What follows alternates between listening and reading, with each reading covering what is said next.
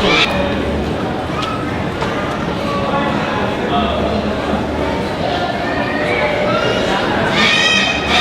do one more. We do. Yeah, you're paying attention. Yeah. Pay attention. Action. Get that pizza. I Yep, know. we do. Look They at can go he both inside at the same time. But she's not doing it right. Alright. Oh, look at that head right there. Look at that thing. That.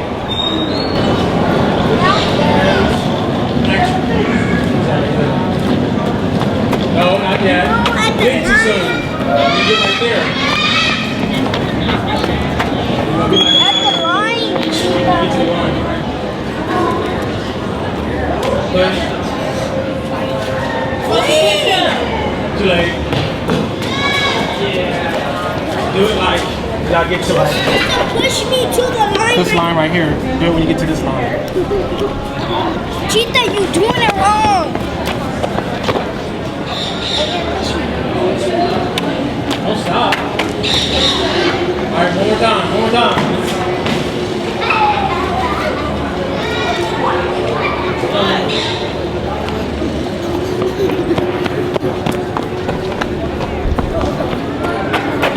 Over there.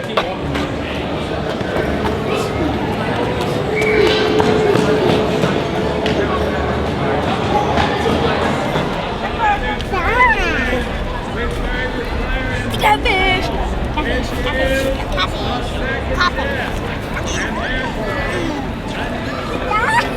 Push. Alright, stop.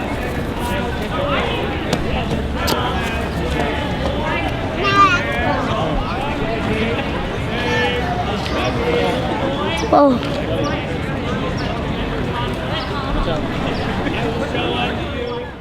So after this video, I really want to give some director's commentary. In fact, this is my first ever time giving director's commentary. I could have done director's commentary on many of other videos I've done before that took a lot more work than this video did. But actually, I really want to do it on this video because even though this video is short, simple, and sweet, there's not really a lot that went into this video, but there was a challenge with this video. This video took about 1 hour and 45 minutes, almost 2 hours to shoot. Not that long, not that bad. But the video that you've seen, that you watched, that you're watching right now, is not the video I planned on shooting that day. I actually was supposed to reshoot a video I've already shot about 4 or 5 months ago, but I had the wrong settings in my camera, which messed me up inside the editor, so I just erased everything. That's the video I was supposed to reshoot. But on the fly, I changed my mind. Something else popped in my mind, and I shot this video. First challenge. This is my first time ever working with kid actors, ever. And I'm not really a huge director. I was always doing my research and homework on how to do videography and stuff like that, but I never did my homework on how to be a director. And when you're directing kids, that's really when your skills really comes out. Second challenge. These kids don't know me that well. They know me, but they don't know me like completely, like deeply know me very well.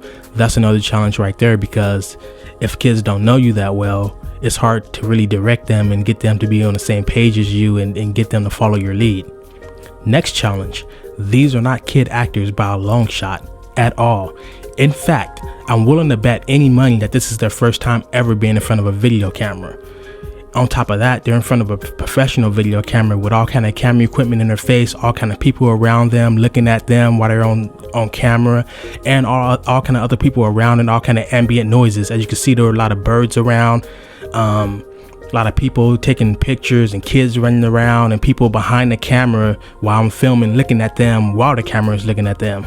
That right there was impressive for them to put on that much of a performance with having all that pressure. Next challenge, which kind of goes back into the directing kids. Kids have a short attention span. We had to do a lot of different takes. They started getting restless after 1.5 hours, and for the record, the ending of the whole entire video, that seemed kind of awkward for me to end it on that scene. That's because you're right, it was awkward. The last scene was actually supposed to be with them at the playground. They were supposed to be like running around, going up and down the slide and swinging on the swings together, and then jumping off the swings in slow motion. Like I was gonna slow it down right when they jumped off the swings, and like I guess I was gonna have a scene of them walking from the park inside, like, you know, slow motion, and the camera fades out or something like that, you know, as the sun is setting or something like something like that I wanted to do. But they really started getting tired. They really starting to like just, you know, be kids, you know. So that was another challenge right there, you know, getting them to stay active and energetic and not feel all tired and want to go home or don't want to finish the video. And then this another semi challenge, not really a huge challenge, but it was a challenge. Just people walking up to me, talking to me, and, you know, asking me questions. And like I was put on the spot too, because everybody's seeing me with all my camera equipment, and everybody like, whoa, and like looking at me, you know, even though I'm used to that, you know, it could be overbearing as well. Like I gotta, you know, still focus on getting these nice angles while people are staring at me like I'm a celebrity or something, or crowding around me and stuff. So like that was like, even though I'm used to that, it still was kind of like I'm trying to stay focused at the same time, trying to keep them focused and keep them not being nervous and shy and stuff like that.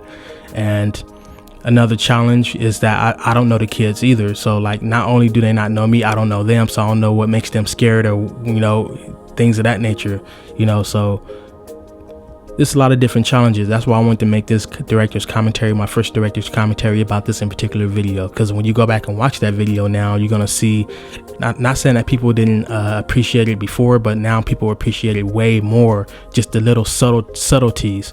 Because when you first watch it, you're like, oh, this is a nice video, but when you actually hear this commentary and then you go back and watch it, you're like, dang, okay, this must to get this shot like this, he must have had to do this. There's like all these distractions and stuff.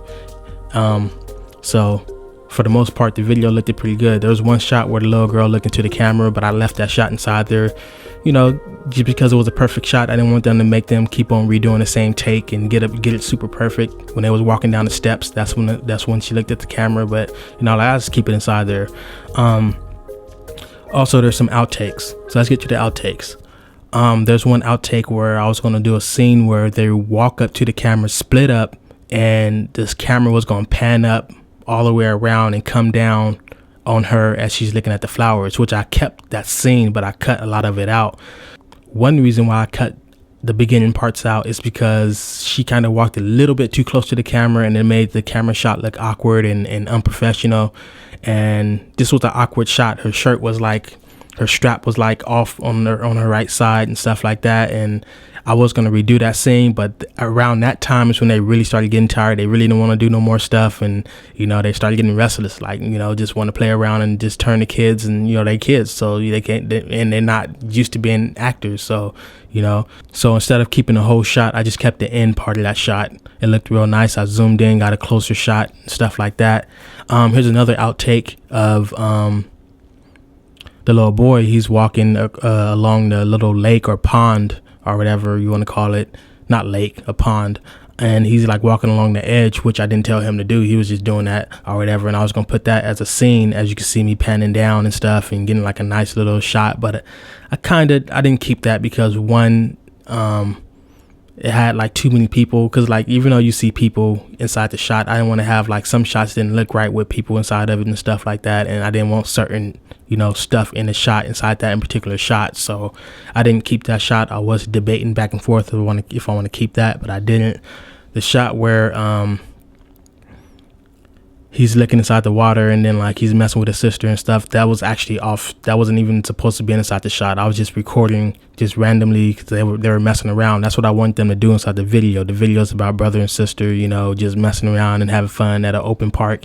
And they were just messing around at the pond or whatever. And he's pushing her, act like he's gonna push her in. That's what brothers do or whatever. So I kept that shot in there. I like that shot. So ultimately, I love doing videos like this, my little movie shorts where I'm just shooting random stuff and, you know, making it to like a little movie short, you know. I don't need no actors talking or nothing, just music in the background. That's the kind of stuff I like. It's like a somewhat of a meditation, or just listening to your music to relax, or playing a favorite instrument and stuff like that. It's equivalent to that, you know. It's really like expressing myself. And like me, I'm the kind of person that love watching, like I always love watching like the Discovery Channel, Travel Channel, History Channel, and Nova and all that stuff. I love those, you know. I got Planet Earth, you know. I love shots like that, like over the waterfalls and like, you know, music playing in the background background, birds flying over the skyline. Like, I love stuff like that, you know. Call me weird, call me whatever, but like stuff like that with the perfect music playing in the background, it's like a relaxation.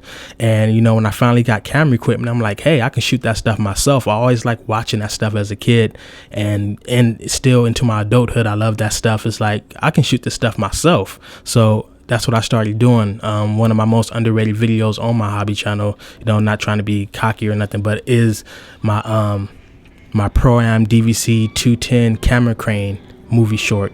You know, that was just a video testing out my camera crane for the first time and stuff. That video super underrated. That video should have 5,000 views by now. Like, if you watch that video, all it needs is somebody giving commentary about what's going on, and you'll think that's on the Discovery Channel. Like, to tell you the truth, I'm not even trying to say my work is the best. I'm just saying, like, I expected that video to have way more popularity than they got, you know. Because there's a lot of crazy shots I did with that video, and if I should have had somebody record me with my other camera and see me getting those shots, because like, you're looking at it and you don't think that it's just amazing when you know what goes on behind closed door, or not behind closed doors, but behind the scenes. When you see what goes on behind the scenes, that's when you really appreciate it more. But when you just see the video, like, oh, it's a nice video, but when you actually see how it took to get those shots, you like, oh, this is an incredible video. That said, I'm gonna be doing more videos. I got another one coming up called Slow Motion. It's gonna be a whole video shot inside 720p, 60 frames per second, or whatever. Of course, you gotta shoot inside 60 frames per second to slow it down, to make it real smooth slow motion. So it's gonna be slow motion. It's gonna be random stuff, just random stuff, like a bag blowing in the wind or something like that inside slow motion, or kids jump roping or something like that, and then like inside, like the whole video is in slow motion. So, you know, I haven't seen nothing like that before. I've seen slow motion videos, but not like a slow motion movie short, like just a whole videos inside slow motion, all kind of just random stuff. I also got another video I've been working on for the last past month, or last past 3 weeks. Just been taking my camera out, just shooting random stuff, and it's called Urban Life. And it's just, you know, anything that's urban, traffic lights, you know, cars, city streets, city signs, mailboxes, payphone booths, trolley stations, downtown buildings, people commuting through the city, you know, anything that's urban. You just close-ups of stuff and stuff like that, you know, trash cans on the streets, you know. It's called Urban Life. So, and I'm gonna do another one called Country Life or whatever, and I'm gonna go out into the country and film like farm animals, tractors. It's like, you know, just scenery type stuff with music in the background that matches. So with that said, man, if y'all got any ideas, and you know, hit me up. It's been your boy, the Hobby Collector, M Lee Films. I'm out. Peace.